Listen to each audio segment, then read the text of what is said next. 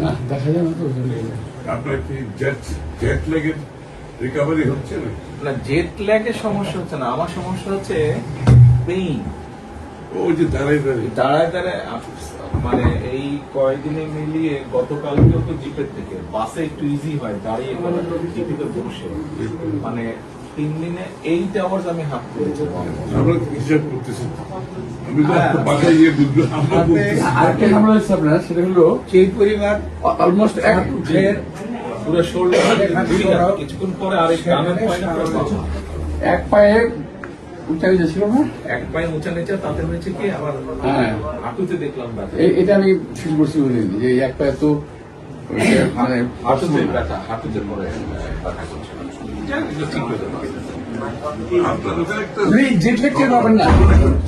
না, আজকে দিয়েছে, আজকে ফিট করেছে। যে আমি ওদের বললাম যে আমাকে এখানে একটা chair, folding chair, back support সহ ইয়েস, ওই যে ফোল্ডিং চেয়ার থাকে যে বাসের মধ্যে, ঠিক ওই চেয়ারটাই মাইক্রো বাসে থাকে না, ফোল্ডিং চেয়ার, ওই যে ড্রাইভারের সিটের পাশে, ওরকম একটা লাগিয়েছে আজকে। আপনার মানে পুরো বডি শেপের সাথে টাচ জি। করে যাতে প্রেসার না হয়। জি, ওরকম লাগিয়েছে আজকে একটা।